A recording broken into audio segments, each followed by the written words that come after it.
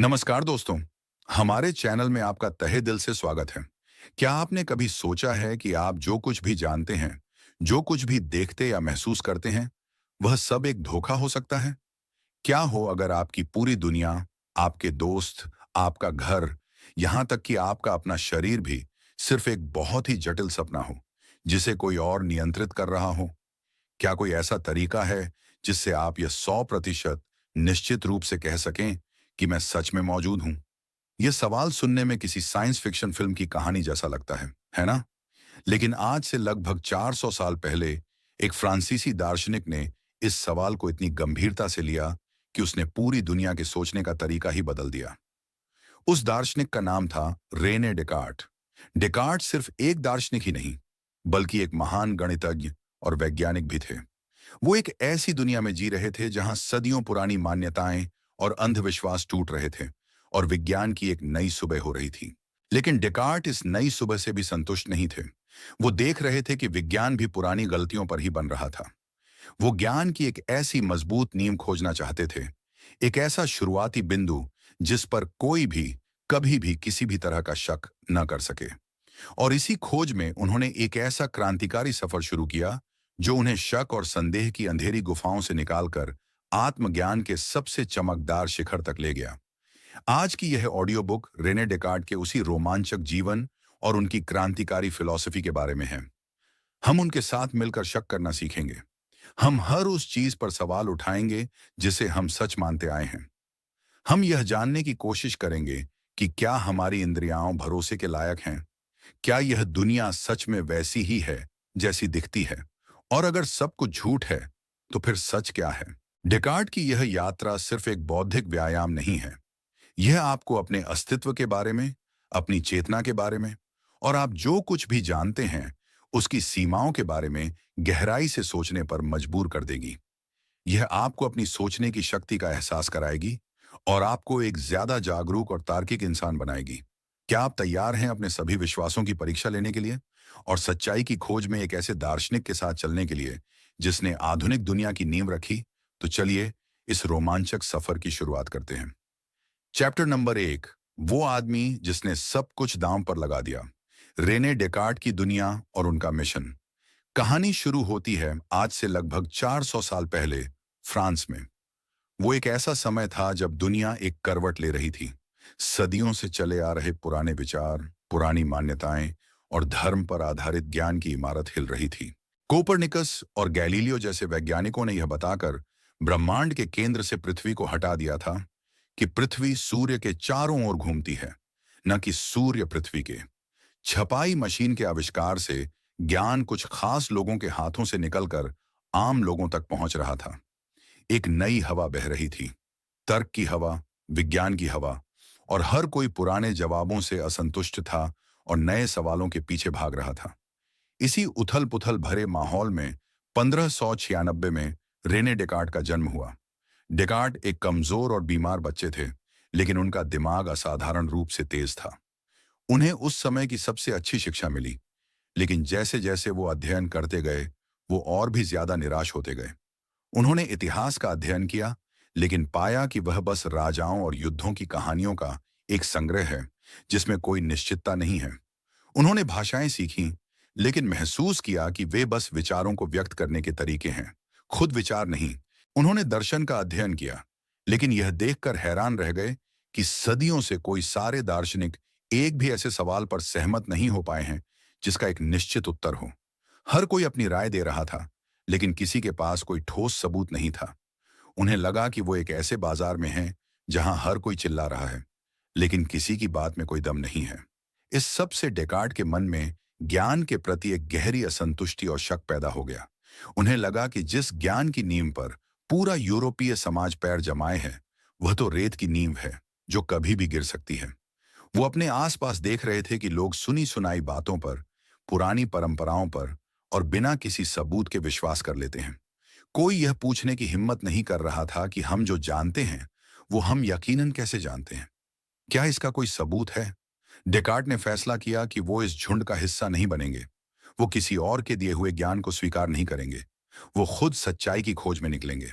उन्होंने अपनी सारी किताबें बंद कर दी और दुनिया की यात्रा पर निकल गए। वो सेना में भर्ती हुए, उन्होंने यूरोप के कई देशों की यात्रा की। वो हर तरह के लोगों से मिले, वैज्ञानिकों से, दार्शनिकों से, आम लोगों से। वो दुनिया की किताब को अध्ययन करना चाहते थे, न कि कागज की किताबों को। अपनी यात्राओं के दौरान डेकार्ट को एक चीज ने बहुत प्रभावित किया, और वह थी गणित। गणित में उन्हें वह निश्चितता और स्पष्टता दिखाई दी जो उन्हें दर्शन या किसी और विषय में नहीं मिली थी। गणित में कोई राय नहीं होती। 2 और 2 हमेशा 4 ही होते हैं, चाहे आप फ्रांस में हो या चीन में। एक त्रिभुज के तीनों कोणों का योग हमेशा 180 डिग्री होता है। यह एक ऐसा ज्ञान था जो तर्क पर आधारित था, सबूतों पर आधारित था, और जिसे कोई भी चुनौती नहीं दे सकता था। डेकार्ट के मन में एक क्रांतिकारी विचार आया। क्या हम दर्शन में भी गणित जैसी निश्चितता ला सकते हैं? क्या हम नैतिकता, ईश्वर और आत्मा के बारे में भी उतने ही यकीन के साथ बात कर सकते हैं जितना हम ज्यामिति के बारे में करते हैं? इसी विचार ने डेकार्ट के जीवन को एक मिशन दे दिया। उनका मिशन था ज्ञान की एक नई और मजबूत नींव खोजना। एक ऐसा शुरुआती बिंदु, एक ऐसा पहला सिद्धांत खोजना जो इतना स्पष्ट और इतना निश्चित हो कि उस पर कोई भी संदेह न कर सके। और फिर उस एक निश्चित बिंदु से तर्क की पायदानों का उपयोग करके एक एक करके बाकी सभी सच्चाइयों को साबित करना। वो ज्ञान का एक ऐसा विशाल और सुंदर महल बनाना चाहते थे जिसकी हर ईंट तर्क से बनी हो और जिसकी नींव शक के किसी भी भूकंप से न हिले। ये एक बहुत ही महत्वाकांक्षी योजना थी। ऐसा करने के लिए उन्हें पहले उन सभी पुरानी और कमजोर नींवों को हटाना था जिन पर वो और उनका पूरा समाज टिका था। उन्हें हर उस चीज को खारिज करना था जिस पर जरा सा भी शक किया जा सकता हो। डेकार्ट ने एक बहुत ही साहसी और खतरनाक रास्ता चुना। उन्होंने फैसला किया कि वो अपनी यात्रा की शुरुआत शक से करेंगे। वो जानबूझकर हर चीज पर शक करेंगे, हर विश्वास की परीक्षा लेंगे, हर मान्यता को कटघरे में लाएंगे। यह एक ऐसा रास्ता था जिस पर चलने की हिम्मत उनसे पहले किसी ने नहीं की थी। वो एक ऐसी अंधेरी सुरंग में प्रवेश करने वाले थे जहां शायद उन्हें कुछ भी न मिले, जहां शायद वो हमेशा के लिए शक और अनिश्चितता में खो जाए। उन्होंने सचमुच सब कुछ दांव पर लगा दिया था, अपनी सारी पुरानी मान्यताएं, अपने समाज का ज्ञान, सब कुछ। लेकिन वो यह जोखिम उठाने को तैयार थे क्योंकि उन्हें उम्मीद थी कि इस शक के महासागर के पार उन्हें सच्चाई का एक ठोस द्वीप जरूर मिलेगा। लेकिन उनका यह शक का तरीका था क्या? वो किस हद तक गए? क्या उन्होंने सचमुच हर चीज पर, यहां तक कि अपने होने पर भी शक किया? और क्या इस खतरनाक खेल में वो सफल हुए? इन सवालों का जवाब ही हमें आधुनिक दर्शन के जन्म की कहानी बताएगा, और यह कहानी हम अगले चैप्टर में शुरू करेंगे। चैप्टर नंबर 2, शक का बवंडर। क्या आपकी दुनिया एक सपना है? पिछले चैप्टर में हमने रेने डेकार्ट के मिशन को समझा। उनका लक्ष्य था ज्ञान की एक ऐसी नींव खोजना जिस पर कोई शक न कर सके। और इस नींव को खोजने के लिए उन्होंने जो तरीका अपनाया वह इतिहास में मेथड ऑफ डाउट या संदेह की विधि के नाम से जाना जाता है। डेकार्ट ने फैसला किया कि वो एक वास्तुकार की तरह काम करेंगे जो एक नई इमारत बनाने से पहले पुरानी और कमजोर नींव को पूरी तरह से खोद कर निकाल देता है। वो अपने दिमाग में मौजूद हर विश्वास, हर राय, हर जानकारी को एक एक करके जांचेंगे, और अगर उन्हें उसमें जरा भी संदेह की गुंजाइश मिली तो वो उसे पूरी तरह से खारिज कर देंगे, मानो वह 100% झूठी हो। ये कोई हल्का फुल्का शक नहीं था। ये एक बहुत ही गहरा, बहुत ही व्यवस्थित और बहुत ही कट्टर शक था। डेकार्ट ने अपनी इस प्रक्रिया की शुरुआत सबसे आम और भरोसेमंद लगने वाली चीज से की, हमारी इंद्रियां, यानी हमारी आंखें, कान, नाक, त्वचा। हम अपनी दुनिया के बारे में जो कुछ भी जानते हैं वह इन्हीं इंद्रियों के माध्यम से जानते हैं। मैं इस कमरे को देख सकता हूं, आपकी आवाज सुन सकता हूं, इस कुर्सी को छू सकता हूं। यह सब बहुत वास्तविक लगता है ना? लेकिन डेकार्ट ने कहा, रुको, क्या हमारी इंद्रियां हमेशा भरोसेमंद होती हैं? उन्होंने तर्क दिया कि हमारी इंद्रियां हमें अक्सर धोखा देती हैं। दूर से देखने पर एक चौकोर टोवर गोल दिख सकता है। पानी में डूबी हुई एक सीधी रोड तिरछी दिखाई देती है। कभी कभी हमें रस्सी को सांप समझने की गलती हो जाती है।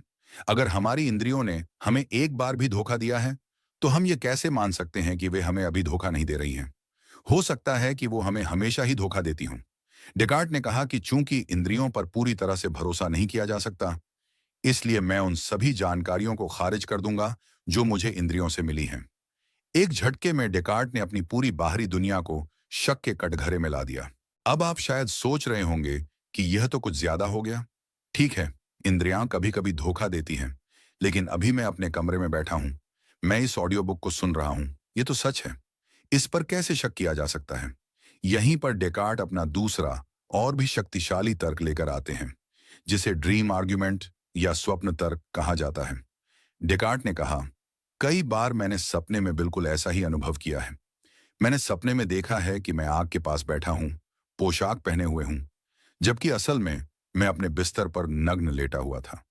सपने में सब कुछ बिल्कुल असली लग रहा था। मुझे उस वक्त जरा भी शक नहीं हुआ कि मैं सपना देख रहा हूं। तो मैं इस वक्त यह कैसे सुनिश्चित कर सकता हूं कि मैं सपना नहीं देख रहा हूं?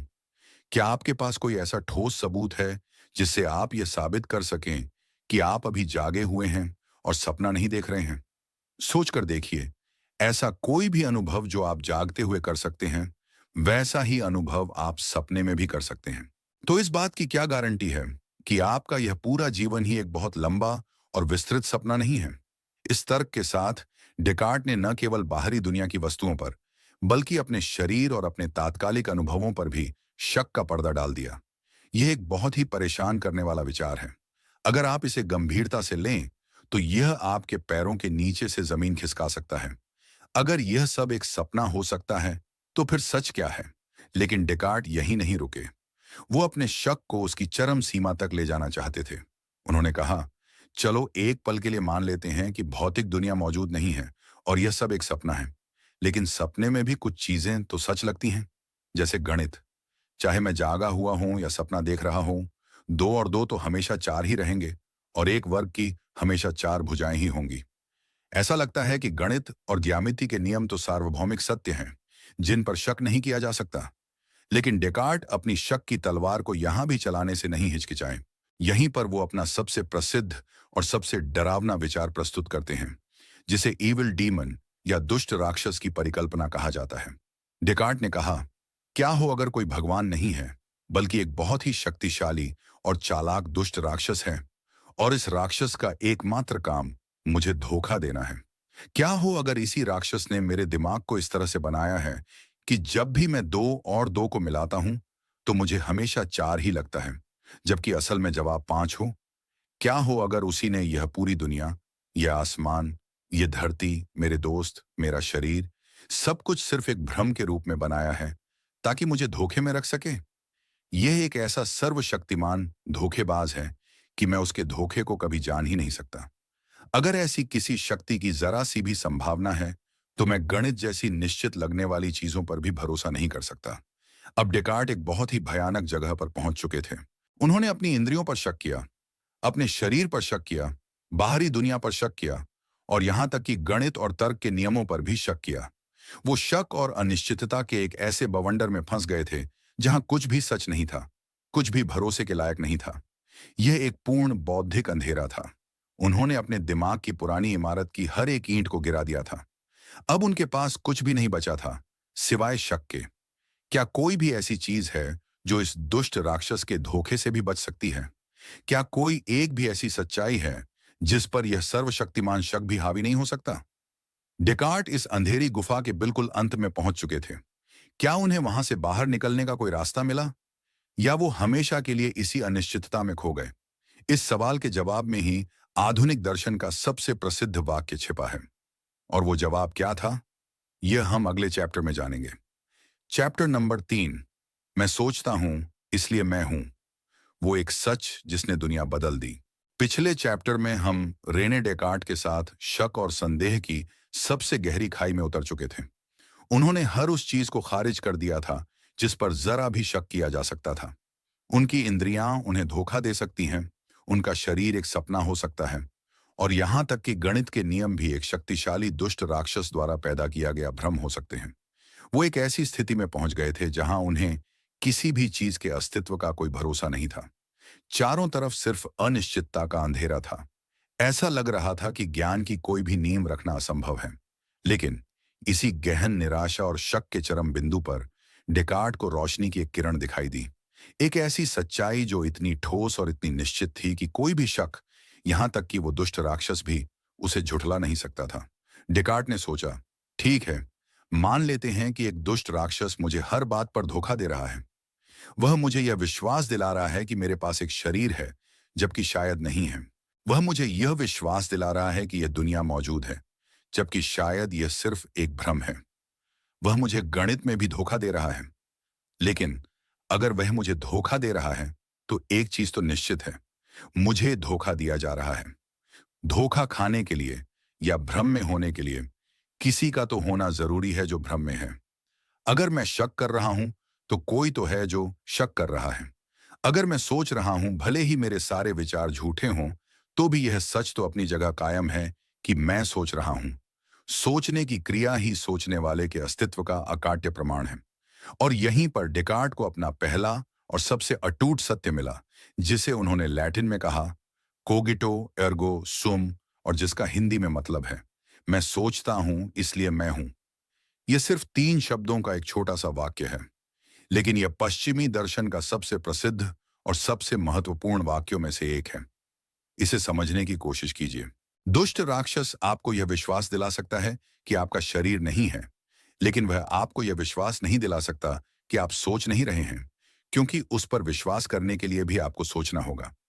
वह आपको यह महसूस करा सकता है कि आप मौजूद नहीं हैं, लेकिन उस महसूस करने की क्रिया के लिए भी आपका मौजूद होना जरूरी है।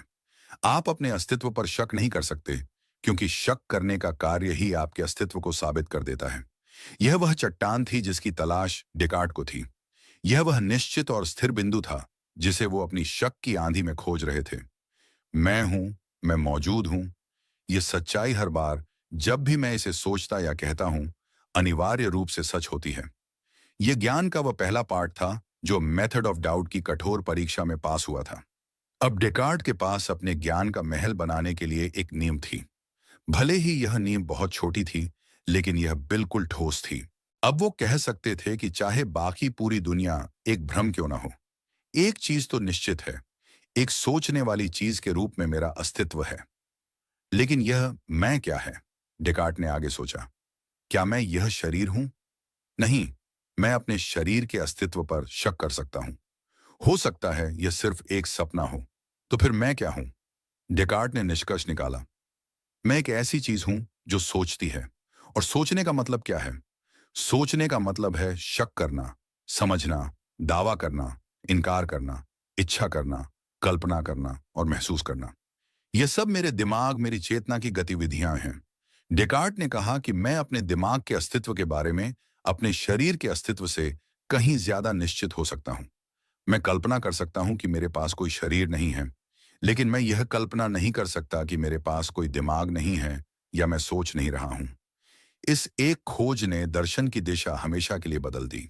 डेकार्ट से पहले दार्शनिक अक्सर बाहरी दुनिया या ईश्वर को अपने शुरुआती बिंदु के रूप में लेते थे, लेकिन डेकार्ट ने दर्शन को बाहर से अंदर की ओर प्रवाह होने दिया। उन्होंने व्यक्ति की अपनी चेतना, उसके अपने मैं को ज्ञान का केंद्र बना दिया। यह आधुनिक व्यक्तिवाद की शुरुआत थी। यह विचार की सच्चाई की खोज बाहर की दुनिया में नहीं, बल्कि अपने अंदर, अपने तर्क और अपनी चेतना में करनी होगी।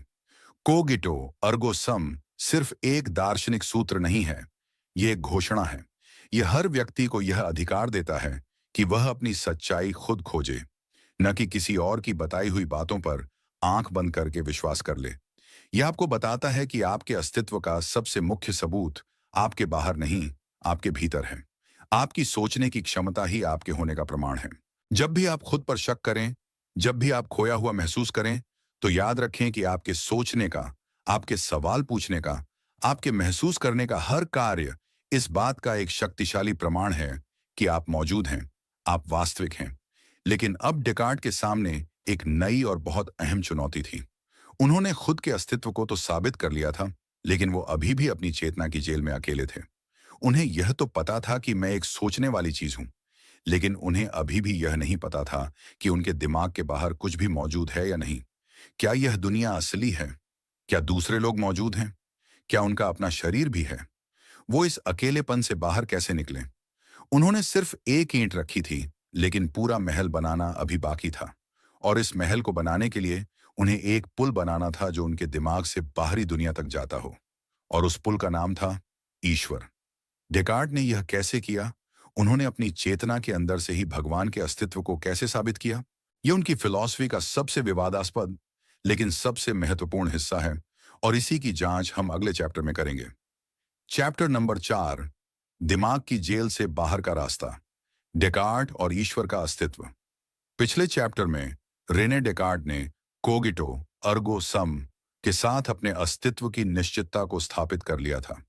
वो जानते थे कि वो एक सोचने वाली चीज के रूप में मौजूद हैं, लेकिन यह एक बहुत ही अकेली और सीमित सच्चाई थी। वो अपने ही दिमाग की एक जेल में बंद थे, जिसे दर्शन में सॉलिप्सिज्म की समस्या कहते हैं, यानी यह विश्वास कि केवल मेरा मन ही मौजूद है और बाकी सब कुछ एक भ्रम है। डेकार्ट को इस जेल से बाहर निकलने का रास्ता खोजना था।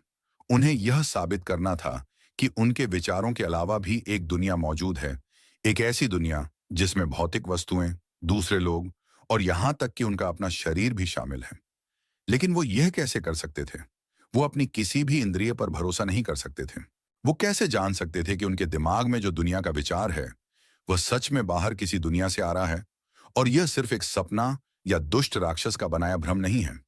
इस समस्या को हल करने के लिए डेकार्ट ने एक अप्रत्याशित रास्ता अपनाया। उन्होंने कहा कि बाहरी दुनिया के अस्तित्व को साबित करने से पहले मुझे एक और चीज के अस्तित्व को साबित करना होगा, ईश्वर। अब आप सोच रहे होंगे कि यह तो अजीब बात है। एक दार्शनिक जो हर चीज पर शक कर रहा है, वह अचानक ईश्वर की बात क्यों करने लगा? लेकिन डेकार्ट के लिए ईश्वर का अस्तित्व साबित करना कोई धार्मिक विश्वास का मामला नहीं था, बल्कि यह एक तार्किक आवश्यकता थी। ईश्वर ही वह पुल था जो उन्हें उनके दिमाग से निकालकर वास्तविक दुनिया तक पहुंचा सकता था। वो ही इस बात की गारंटी दे सकता था कि हमारी दुनिया एक धोखा नहीं है। डेकार्ट ने ईश्वर के अस्तित्व को साबित करने के लिए कई तर्क दिए, जो सभी उनके अपने दिमाग के विश्लेषण पर आधारित थे। उनका सबसे प्रसिद्ध तर्क ट्रेडमार्क आर्ग्यूमेंट या ईश्वर के विचार का तर्क कहलाता है। डेकार्ट ने अपने दिमाग में मौजूद विभिन्न विचारों का विश्लेषण करना शुरू किया। उनके पास पेड़ों के विचार थे, घरों के विचार थे, सितारों के विचार थे। उन्होंने सोचा कि ये सभी विचार या तो मैंने खुद बनाए हो सकते हैं या मेरी इंद्रियों के माध्यम से आए हो सकते हैं, यानी भले ही इंद्रियां भ्रामक हों। लेकिन फिर उनकी नजर एक बहुत ही खास विचार पर गई, ईश्वर का विचार। उनके मन में एक ऐसे अस्तित्व का विचार था जो सर्वशक्तिमान, सर्वज्ञ और अनंत रूप से पूर्ण हो। डेकार्ट ने खुद से पूछा, यह विचार कहां से आया? क्या मैंने इसे खुद बनाया है? उन्होंने तर्क दिया, नहीं, मैं एक सीमित और अपूर्ण प्राणी हूं। मैं शक करता हूं, मैं गलतियां करता हूं। मैं, एक अपूर्ण प्राणी, अपने अंदर से एक अनंत पूर्ण प्राणी का विचार कैसे उत्पन्न कर सकता हूं? यह तर्क के विरुद्ध है। उनका कहना था कि हर विचार का एक कारण होना चाहिए और उस कारण में कम से कम उतनी वास्तविकता होनी चाहिए जितनी उस विचार में है। उदाहरण के लिए, एक बहुत गर्म मशीन का विचार आपके मन में तभी आ सकता है जब या तो आपने ऐसी कोई मशीन देखी हो या आपने गर्मी और मशीन के विचारों को एक दूसरे से मिलाया हो जिनका आधार वास्तविकता में है। लेकिन एक अनंत पूर्णता का विचार कहां से आएगा? मैं, जो खुद अपूर्ण हूं, पूर्णता का यह पैमाना कहां से ला सकता हूं? डेकार्ट ने निष्कर्ष निकाला कि मेरे मन में ईश्वर का, यानी एक अनंत पूर्ण सत्ता का विचार केवल तभी हो सकता है जब उस विचार को स्वयं ईश्वर ने मेरे मन में डाला हो। यह विचार ईश्वर का एक तरह का ट्रेडमार्क या हस्ताक्षर है, जिसे निर्माता ने अपनी रचना पर रहने दिया है। जैसे एक कलाकार अपनी पेंटिंग पर हस्ताक्षर करता है, वैसे ही ईश्वर ने हमें बनाते समय हमारे मन में अपना विचार डाल दिया है ताकि हम जान सकें कि हम कहां से आए हैं। इसलिए मेरे मन में ईश्वर का विचार होना ही इस बात का प्रमाण है कि ईश्वर मौजूद है। एक बार जब डेकार्ट ने तर्क के माध्यम से यह स्थापित कर लिया कि एक सर्वशक्तिमान और पूर्ण ईश्वर मौजूद है, तो उनकी बाकी की दुनिया का रास्ता खुल गया। अब वो दुष्ट राक्षस वाली परिकल्पना को खारिज कर सकते थे। उन्होंने तर्क दिया कि ईश्वर पूर्ण है और पूर्णता के गुण में अच्छाई भी शामिल है। एक पूर्ण ईश्वर धोखेबाज नहीं हो सकता, क्योंकि धोखा देना एक तरह की कमी या अपूर्णता है। इसीलिए अगर एक अच्छा और धोखेबाज न होने वाला ईश्वर मौजूद है, तो वह मुझे जानबूझकर धोखा नहीं देगा। वह मुझे ऐसी इंद्रियां नहीं देगा जो मुझे हमेशा ही धोखा दें। इसका मतलब यह नहीं है कि हमारी इंद्रियां कभी गलती नहीं करती। डेकार्ट ने माना कि हम गलतियां करते हैं, लेकिन उन्होंने कहा कि ईश्वर ने हमें यह पता लगाने की क्षमता भी दी है कि हमारी इंद्रियां कब सही हैं और कब गलत। उसने हमें तर्क और विवेक दिया है। जब हम अपनी इंद्रियों से मिली जानकारी का सावधानी पूर्वक और तर्क संगत रूप से उपयोग करते हैं, तो हम बाहरी दुनिया के बारे में विश्वसनीय ज्ञान प्राप्त कर सकते हैं। ईश्वर इस बात की गारंटी देता है कि जब मुझे कोई चीज बहुत स्पष्ट और निश्चित रूप से महसूस होती है, जैसे कि मेरे सामने एक मेज है और मैं अपनी तर्क शक्ति का उपयोग करके उस पर विचार करता हूं, तो मैं भरोसा कर सकता हूं कि वहां सच में एक मेज है। ईश्वर धोखेबाज नहीं है, इसलिए वह एक व्यवस्थित और जानने योग्य ब्रह्मांड का गारंटर है। इस तरह डेकार्ट कोगिटो की अकेली सच्चाई से शुरू होकर ईश्वर के अस्तित्व को साबित करते हुए अंततः भौतिक दुनिया के अस्तित्व तक पहुंच गए। उन्होंने अपनी चेतना की जेल का ताला खोल दिया था और बाहर की दुनिया से फिर से मिल गए थे। लेकिन अब एक नई और बहुत ही अजीब पहेली उनके सामने थी। अगर मैं एक सोचने वाली गैर भौतिक चीज यानी मन हूं और यह दुनिया भौतिक चीजों यानी पदार्थ से बनी है, तो ये दोनों बिल्कुल अलग अलग चीजें एक दूसरे से कैसे मिलती हैं? मेरा गैर भौतिक मन मेरे भौतिक शरीर को कैसे हिला सकता है और मेरे भौतिक शरीर में लगी चोट मेरे गैर भौतिक मन में दर्द का एहसास कैसे पैदा कर सकती है? यह प्रसिद्ध मन शरीर समस्या है और डिकार्ट का इसका जवाब आज भी दार्शनिकों को हैरान और परेशान करता है। उस रहस्यमयी कनेक्शन के बारे में हम अगले चैप्टर में जानेंगे। चैप्टर नंबर 5, मशीन में मौजूद भूत। क्या आप सिर्फ एक शरीर हैं या कुछ और? अब जब रेने डेकार्ट ने अपने अस्तित्व, ईश्वर के अस्तित्व और बाहरी दुनिया के अस्तित्व को साबित कर लिया था, तो उनके सामने एक ऐसी पहेली आई जिसने सदियों से दार्शनिकों को उलझा रखा है और आज भी विज्ञान के लिए एक अहम चुनौती है। यह पहेली है मन और शरीर का रिश्ता। डेकार्ट कोगिटो के माध्यम से इस निष्कर्ष पर पहुंचे थे कि मैं अनिवार्य रूप से एक सोचने वाली चीज हूं। उन्होंने कहा कि मैं अपने शरीर के बिना अपने अस्तित्व की कल्पना कर सकता हूं, लेकिन मैं सोचने के बिना अपने अस्तित्व की कल्पना नहीं कर सकता। इससे उन्होंने यह निष्कर्ष निकाला कि मैं यानी मेरा मन या मेरी आत्मा मेरे शरीर से एक बिल्कुल अलग और स्वतंत्र चीज है। यहीं से डेकार्ट के प्रसिद्ध सिद्धांत माइंड बॉडी डुअलिज्म या मन शरीर द्वैतवाद का जन्म होता है। द्वैतवाद का मतलब है कि वास्तविकता दो बिल्कुल अलग अलग प्रकार की चीजों या पदार्थों से बनी है। पहला है मन, जिसे डेकार्ट सोचने वाला पदार्थ कहते हैं। इसकी कोई लंबाई, चौड़ाई या ऊंचाई नहीं होती। ये जगह नहीं घेरता। इसका मुख्य गुण है सोचना, महसूस करना, इच्छा करना यानी चेतना। आपकी चेतना, आपके विचार, आपकी भावनाएं, ये सब मन का हिस्सा हैं। दूसरा है शरीर, जिसे डेकार्ट विस्तारित पदार्थ कहते हैं। यह भौतिक दुनिया की हर चीज है। आपका शरीर, कुर्सी, मेज, ग्रह, तारे, सब कुछ। इसका मुख्य गुण है विस्तार, यानी लंबाई, चौड़ाई और ऊंचाई होना और अंतरिक्ष में जगह घेरना। यह सोच नहीं सकता। यह बस भौतिक नियमों का पालन करता है, एक मशीन की तरह। डेकार्ट के अनुसार इंसान इन दो बिल्कुल अलग अलग पदार्थों का एक अनूठा मिलन है। हमारा शरीर एक बहुत ही जटिल मशीन की तरह है, एक घड़ी की तरह जो भौतिक नियमों के अनुसार काम करता है। दिल खून को पंप करता है, फेफड़े सांस लेते हैं, नसें संदेश भेजती हैं। ये सब अपने आप होता है। लेकिन इस मशीन के अंदर एक भूत रहता है और वह है हमारा मन या हमारी आत्मा। यह भूत ही है जो इस मशीन को चलाता है, जो निर्णय लेता है, जो स्वतंत्र इच्छा रखता है। जब आप अपना हाथ उठाने का फैसला करते हैं, तो यह आपका गैर भौतिक मन है जो आपके भौतिक हाथ को आज्ञा देता है। यह सिद्धांत बहुत आकर्षक लगता है क्योंकि यह हमारी सहज भावना से मेल खाता है। हम अक्सर कहते हैं मेरा शरीर, जैसे कि शरीर कोई ऐसी चीज है जो हमारे पास है, न कि वह चीज जो हम हैं। यह स्वतंत्र इच्छा और मृत्यु के बाद आत्मा के जीवन जैसी धारणाओं के लिए भी जगह बनाता है।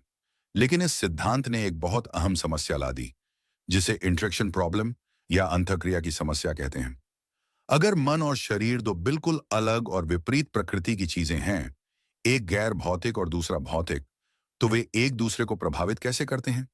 एक गैर भौतिक चीज जिसमें कोई वजन या आकार नहीं है, एक भौतिक चीज को कैसे धक्का दे सकती है? यह तो भौतिकी के नियमों के खिलाफ है। यह ऐसा है जैसे कोई भूत दीवार के आर पार तो जा सकता है, लेकिन फिर वह एक कुर्सी उठाकर फेंक भी सकता है। यह कैसे संभव है? और इसी तरह जब आपके भौतिक शरीर पर सुई चुभती है, तो यह भौतिक घटना आपके गैर भौतिक मन में दर्द की गैर भौतिक अनुभूति कैसे पैदा करती है। डेकार्ट इस समस्या से अवगत थे और उन्होंने इसका एक समाधान देने की कोशिश की। उन्होंने बहुत अध्ययन के बाद यह सिद्धांत दिया कि मन और शरीर का यह जादुई मिलन मस्तिष्क के केंद्र में स्थित एक बहुत छोटी सी ग्रंथि में होता है, जिसे पीनियल ग्रंथि कहा जाता है। उन्हें लगता था कि यह ग्रंथि ही वह जगह है जहां आत्मा शरीर के साथ संवाद करती है, जहां विचार शरीर के लिए क्रियाओं में बदलते हैं और शारीरिक संवेदनाएं मन के लिए भावनाओं में बदलती हैं। हालांकि यह समाधान किसी को भी संतुष्ट नहीं कर पाया।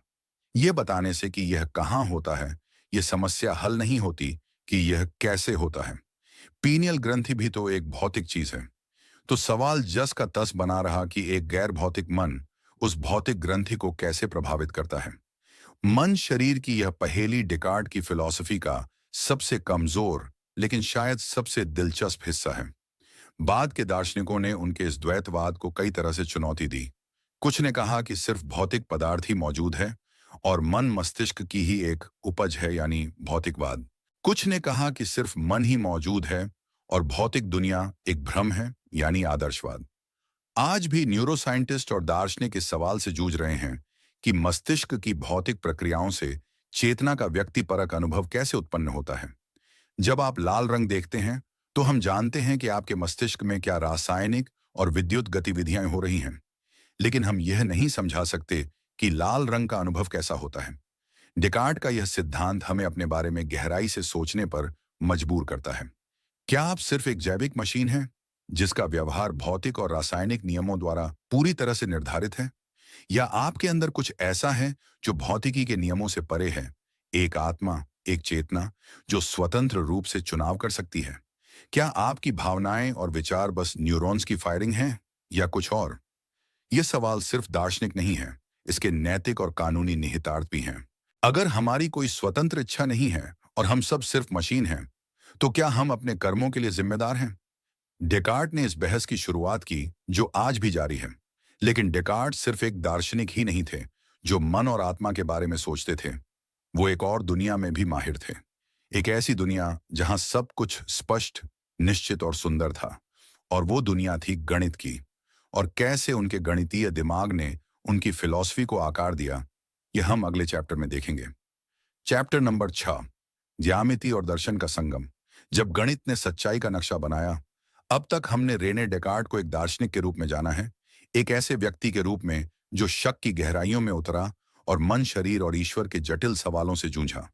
लेकिन डेकार्ट की पहचान का एक और महत्वपूर्ण हिस्सा है, और वह है एक गणितज्ञ का। सच तो यह है कि डेकार्ट को उनके जीवन काल में एक दार्शनिक से ज्यादा एक गणितज्ञ के रूप में जाना जाता था। और उनकी फिलॉसफी को पूरी तरह से समझने के लिए हमें उनके गणितीय दिमाग को समझना होगा, क्योंकि गणित ही वह चाबी थी जिससे उन्होंने दर्शन के ताले खोलने की कोशिश की। जैसा कि हमने पहले चैप्टर में देखा, डेकार्ट को बाकी सभी विषयों में अनिश्चितता और मतभेद दिखाई देते थे, लेकिन गणित में उन्हें स्पष्टता, तर्क और निश्चितता का एक आदर्श मिला। गणित में आपको किसी की राय पर विश्वास करने की जरूरत नहीं होती।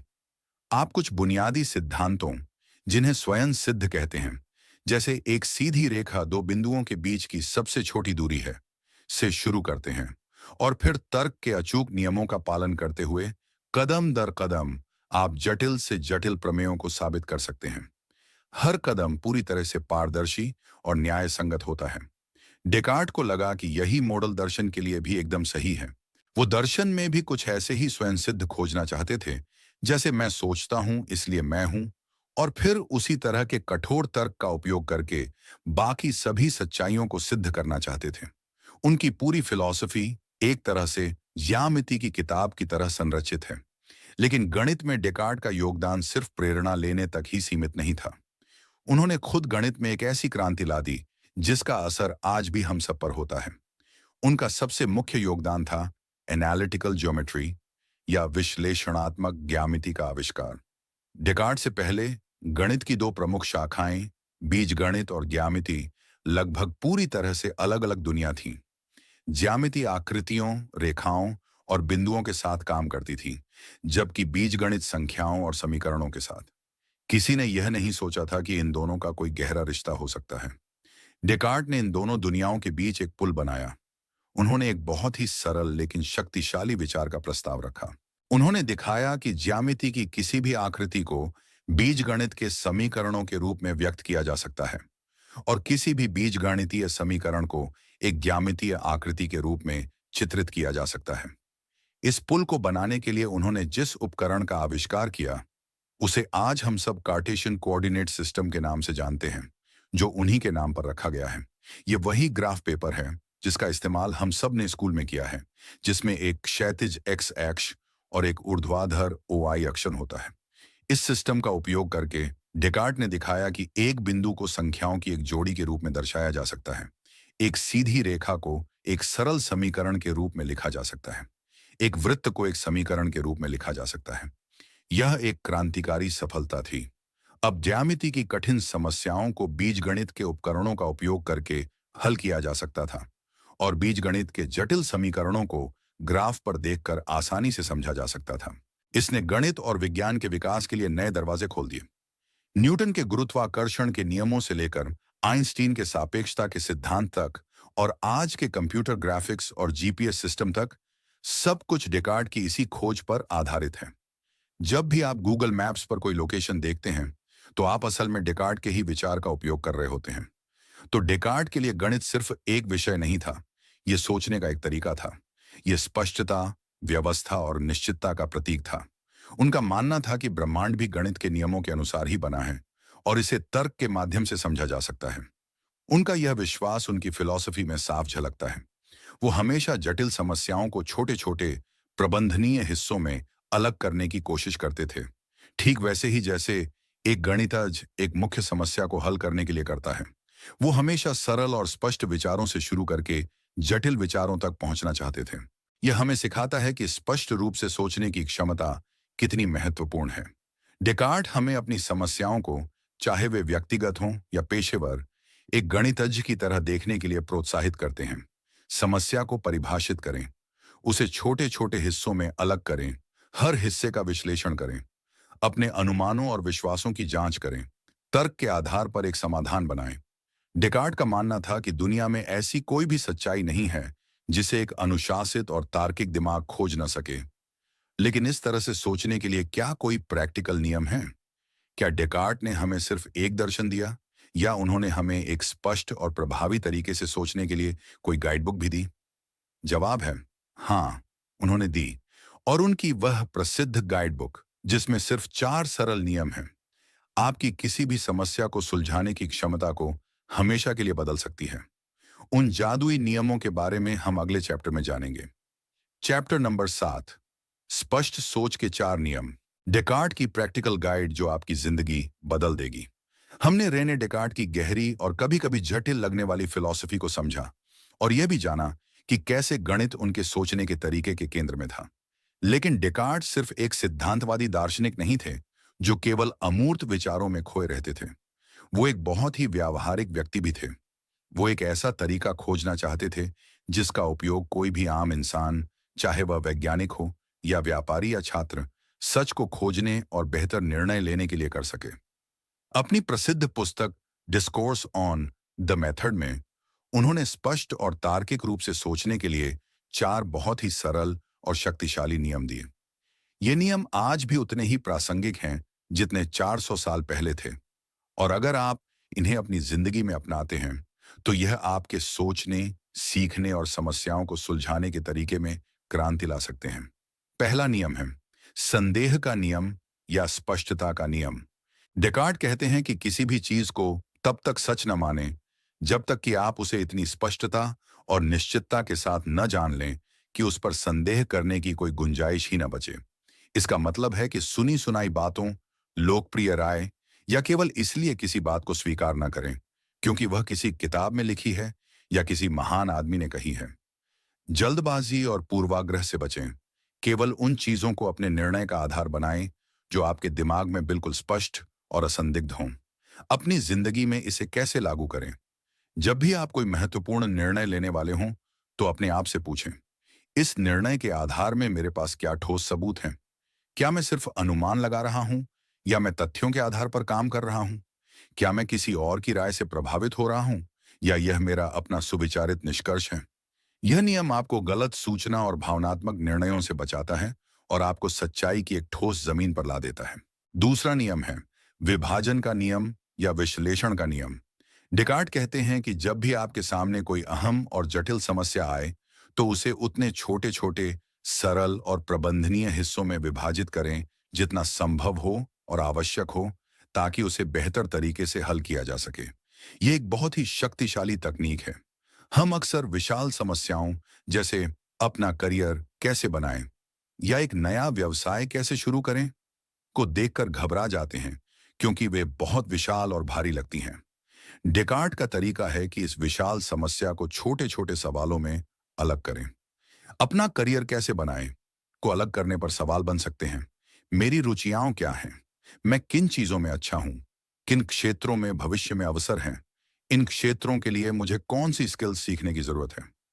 मैं वो स्किल्स कहां से सीख सकता हूं? अब यह समस्या उतनी डरावनी नहीं लगती। आप एक एक करके हर छोटे सवाल का जवाब खोज सकते हैं और धीरे धीरे पूरी समस्या का समाधान कर सकते हैं। यह नियम आपको अभिभूत होने से बचाता है और आपको एक व्यवस्थित कार्य योजना देता है। तीसरा नियम है व्यवस्था का नियम या संश्लेषण का नियम। यह नियम दूसरे नियम का अगला कदम है। डेकार्ट कहते हैं कि अपने विचारों को एक व्यवस्थित क्रम में संचालित करें। सबसे सरल और सबसे आसानी से जानने योग्य वस्तुओं से शुरू करें और फिर धीरे धीरे, कदम दर कदम, सबसे जटिल और कठिन ज्ञान तक पहुंचें। इसका मतलब है कि छोटे छोटे हिस्सों को हल करने के बाद उन्हें एक तार्किक क्रम में वापस मिलाएं। अपनी सोच में एक प्रवाह बनाएं जहां हर अगला कदम पिछले कदम पर आधारित हो। घर बनाते समय आप पहले नींव रखते हैं, फिर दीवारें और फिर छत। आप छत से शुरू नहीं कर सकते। इसी तरह ज्ञान का निर्माण भी सरल से जटिल की ओर होना चाहिए। जब आप कोई नया विषय सीख रहे हों, तो हमेशा मूल सिद्धांतों से शुरू करें। जब आप कोई तर्क दे रहे हों, तो अपनी बात को एक तार्किक क्रम में प्रस्तुत करें। यह नियम आपकी सोच को अराजक और बिखरा हुआ होने से बचाता है और उसे एक संरचित और शक्तिशाली रूप देता है। चौथा और अंतिम नियम है गणना का नियम या समीक्षा का नियम। डेकार्ट कहते हैं कि अंत में हमेशा इतनी संपूर्ण गणनाएं और इतनी व्यापक समीक्षाएं करें कि आपको यह यकीन हो जाए कि आपने कुछ भी पीछे रहने नहीं दिया है। इसका मतलब है कि अपना समाधान पूरा करने के बाद एक बार पीछे जाकर देखें और अपनी पूरी प्रक्रिया की जांच करें। क्या आपने हर छोटे हिस्से पर विचार किया है? क्या आपके तर्क में कोई कमी तो नहीं रह गई है? क्या आपने कोई महत्वपूर्ण तथ्य नजरअंदाज तो नहीं कर दिया? यह एक तरह का क्वालिटी चेक है। यह सुनिश्चित करता है कि आपने जल्दबाजी में कोई गलती नहीं की है। अपनी जिंदगी में कोई भी अहम फैसला लेने के बाद या कोई महत्वपूर्ण काम पूरा करने के बाद कुछ समय निकालकर उसकी समीक्षा करें। इससे आपको अपनी गलतियों को सुधारने और भविष्य में और भी बेहतर काम करने में मदद मिलेगी। ये चार नियम मिलकर डेकार्ट की विधि का निर्माण करते हैं। वे आपको बताते हैं कि कैसे पहला नियम केवल स्पष्ट सच्चाइयों को स्वीकार करें, दूसरा नियम समस्याओं को अलग करें, तीसरा नियम विचारों को व्यवस्थित करें और चौथा नियम अपने काम की समीक्षा करें। यह सिर्फ फिलॉसफी नहीं है, यह एक प्रैक्टिकल टूलकिट है। आप इसका उपयोग अपनी अध्ययन में, अपने काम में, अपने रिश्तों में और अपनी व्यक्तिगत समस्याओं को सुलझाने में कर सकते हैं। यह आपको एक अधिक अनुशासित, तार्किक और प्रभावी विचारक बनाता है। लेकिन डेकार्ट के विचारों की दुनिया में कुछ और भी डरावने और दिलचस्प कोने हैं, जिन्हें हमने अभी पूरी तरह से नहीं खोजा है। याद है वो ड्रीम आर्ग्यूमेंट और इविल डीमन? क्या आप जानते हैं कि ये विचार आज की साइंस फिक्शन फिल्मों जैसे द मैट्रिक्स की प्रेरणा है? चलिए अगले चैप्टर में शक की उन गहराइयों में एक बार फिर उतरते हैं। चैप्टर नंबर 8, द मैट्रिक्स का असली जनक। डेकार्ट का दुष्ट राक्षस और सपनों की दुनिया।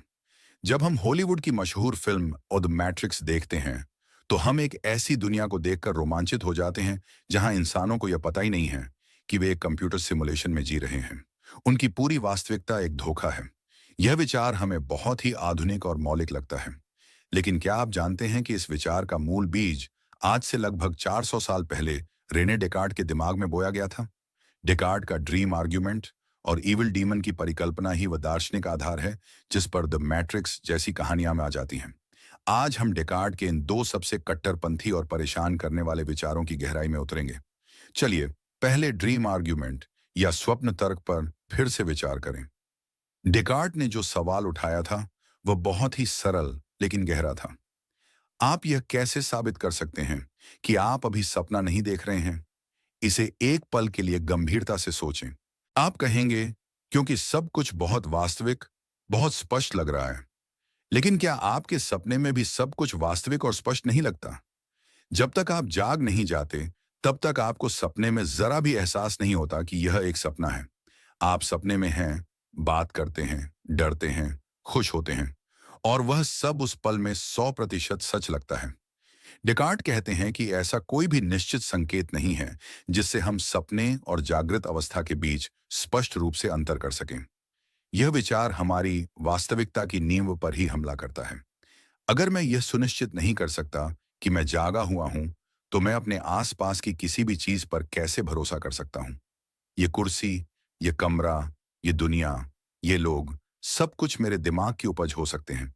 एक बहुत ही विस्तृत सपना। यह आपको एक बहुत ही असहज स्थिति में डाल देता है।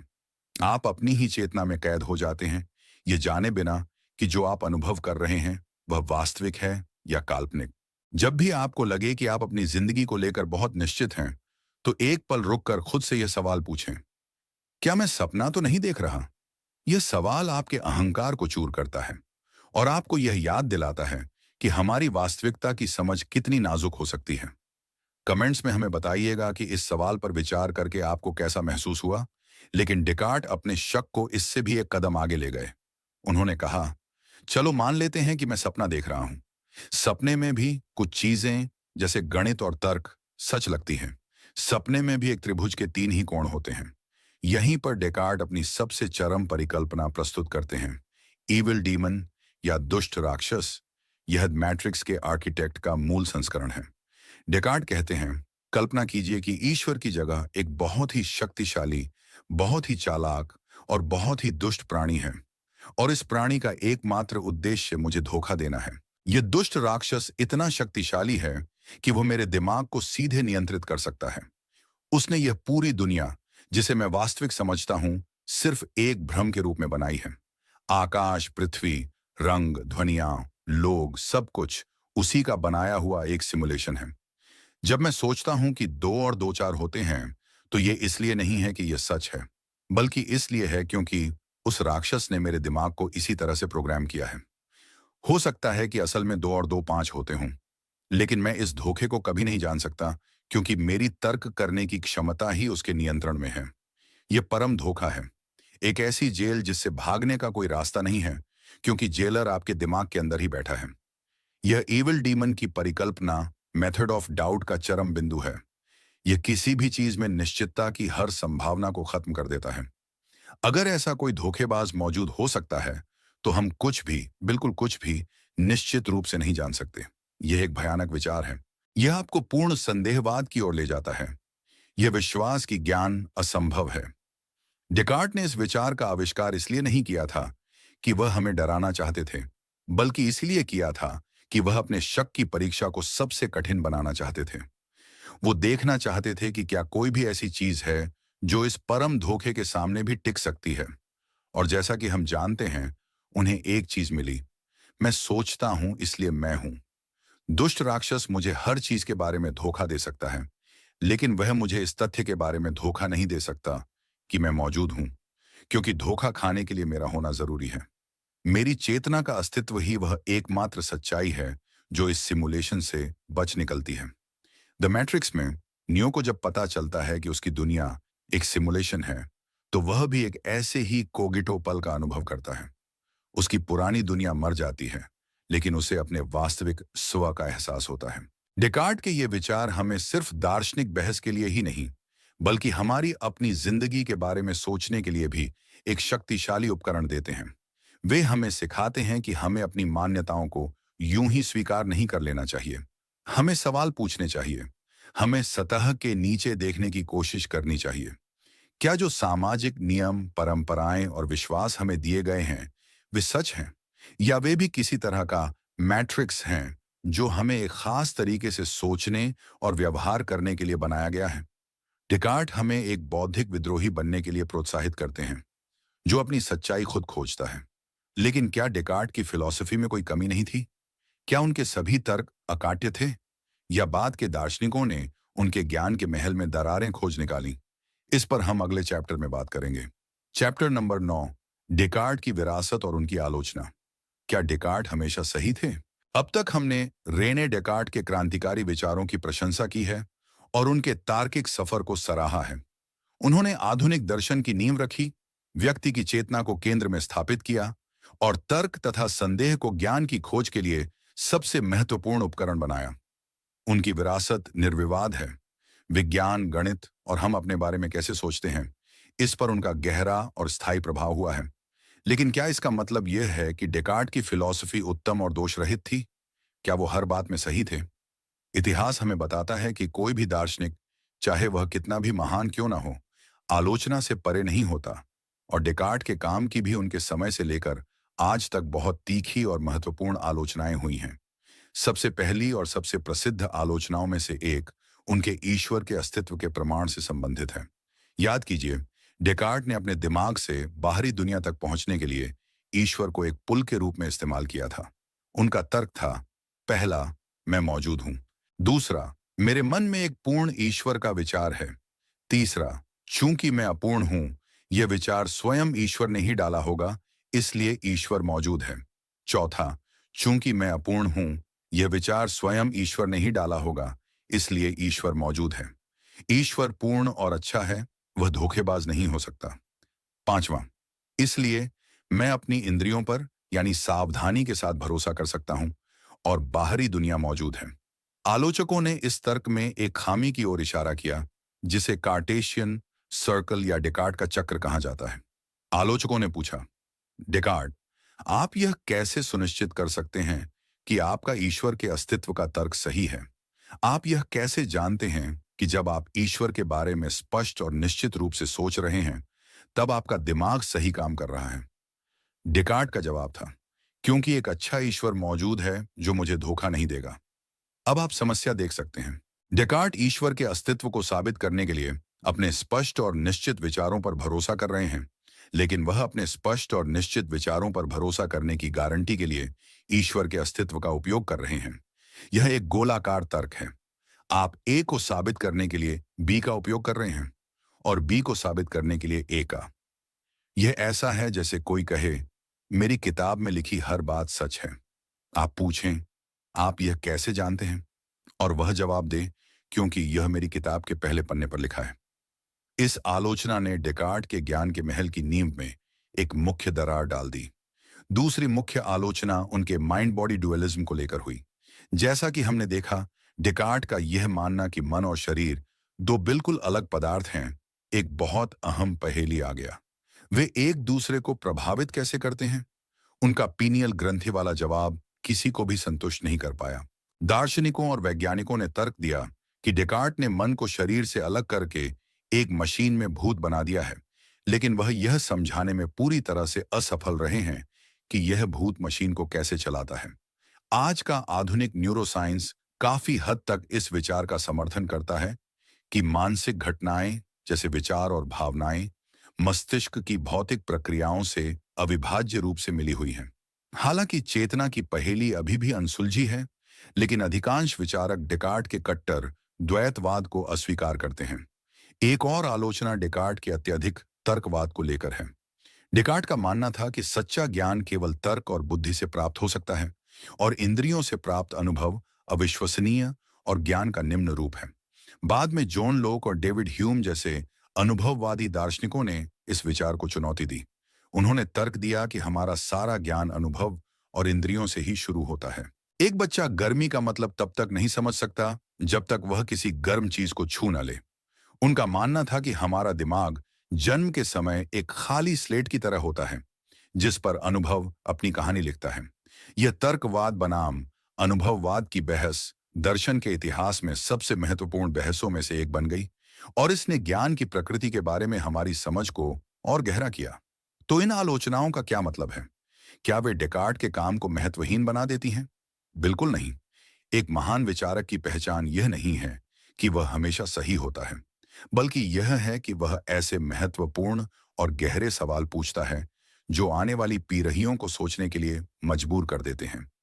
डेकार्ट ने जो सवाल उठाए, चाहे वह निश्चितता की प्रकृति हो, मन और शरीर का रिश्ता हो, या तर्क और अनुभव की भूमिका हो, वे आज भी दर्शन के केंद्र में हैं। उन्होंने बहस का एजेंडा तय किया। बाद के सभी दार्शनिक, चाहे वे उनके समर्थक हों या आलोचक, उन्हें डेकार्ट का जवाब देना हुआ। उन्होंने हमें सिखाया कि किसी भी फिलॉसफी को आंख बंद करके स्वीकार नहीं करना चाहिए, बल्कि उसकी आलोचनात्मक जांच करनी चाहिए। ठीक वैसे ही जैसे उन्होंने अपने से पहले की सभी फिलॉसफी के साथ किया था।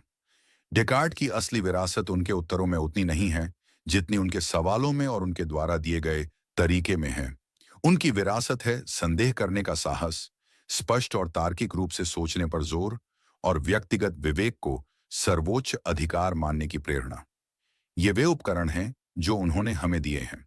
लेकिन अब अंतिम सवाल यह है कि हम आज की इस जटिल और सूचना विस्फोट वाली दुनिया में इन उपकरणों का उपयोग कैसे कर सकते हैं। डेकार्ट की 400 साल पुरानी फिलॉसफी हमारे दैनिक जीवन में कैसे प्रासंगिक हो सकती है, इसी पर हम अपने अंतिम चैप्टर में चर्चा करेंगे। चैप्टर नंबर 10, डेकार्ट को अपनी जिंदगी में कैसे लाएं, स्पष्ट सोच की कला। दोस्तों, हम रेने डेकार्ट के जीवन और दर्शन की इस लंबी और रोमांचक यात्रा के अंत में आ पहुंचे हैं। हमने उनके शक के बवंडर से लेकर मैं सोचता हूं, इसलिए मैं हूं, कि निश्चित चट्टान तक का सफर तय किया। हमने मन शरीर की पहेली को समझा और ईश्वर तथा गणित पर उनके विचारों को जाना। हमने उनकी आलोचनाओं पर भी गौर किया। लेकिन किसी भी दार्शनिक को अध्ययन करने का अंतिम लक्ष्य केवल जानकारी इकट्ठा करना नहीं होता, बल्कि उस ज्ञान को अपने जीवन में लागू करना होता है। तो सवाल यह है कि हम आज 21वीं सदी में डेकार्ट से क्या सीख सकते हैं। हम उनके विचारों को अपनी रोजमर्रा की जिंदगी में कैसे इस्तेमाल कर सकते हैं ताकि हम एक बेहतर, स्पष्ट और अधिक उद्देश्यपूर्ण जीवन जी सकें।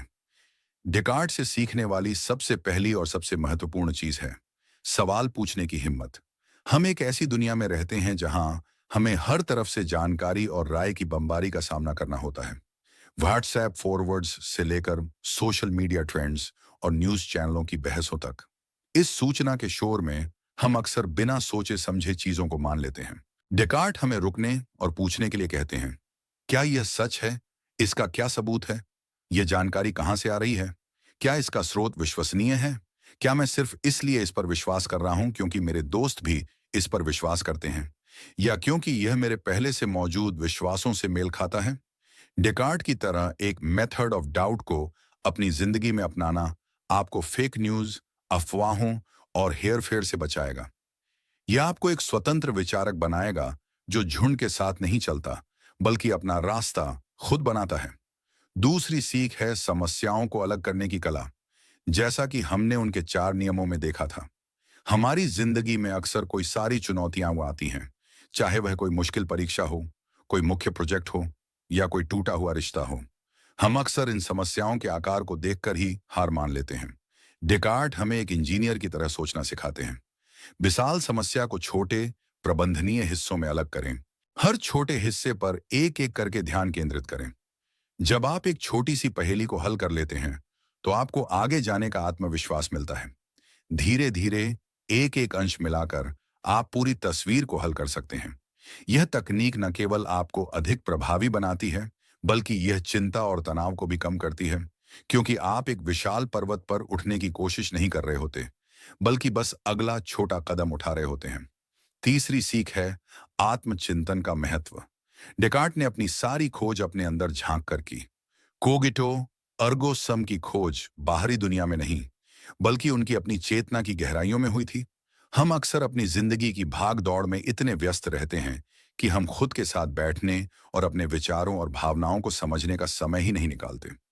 डेकार्ट हमें हर दिन कुछ समय आत्मचिंतन के लिए निकालने के लिए प्रेरित करते हैं। अपने आप से पूछें, मैं वास्तव में क्या महसूस कर रहा हूं? मेरे इस डर या गुस्से का असली कारण क्या है? मेरे जीवन के सबसे महत्वपूर्ण मूल्य क्या हैं? क्या मेरे कार्य मेरे मूल्यों के अनुरूप हैं? खुद को समझना ही एक प्रामाणिक और सार्थक जीवन जीने की दिशा में पहला कदम है। आपकी चेतना, जैसा कि डेकार्ट ने दिखाया, आपके अस्तित्व का केंद्र है। उसे जानना और समझना आपका सबसे पहला कर्तव्य है। चौथी और अंतिम सीख है निश्चितता की खोज और उसकी सीमाओं को समझना। डेकार्ट ने अपने जीवन का मिशन पूर्ण निश्चितता खोजना बना लिया था। यह हमें सिखाता है कि हमें अपने विश्वासों के लिए एक मजबूत आधार खोजना चाहिए।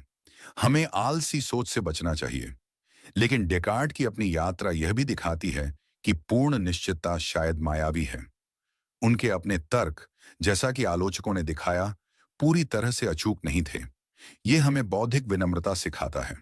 हमें अपने विचारों के लिए सर्वोत्तम संभव तर्क और सबूत खोजने की कोशिश करनी चाहिए, लेकिन साथ ही हमें इस संभावना के लिए भी खुला रहना चाहिए कि हम गलत हो सकते हैं।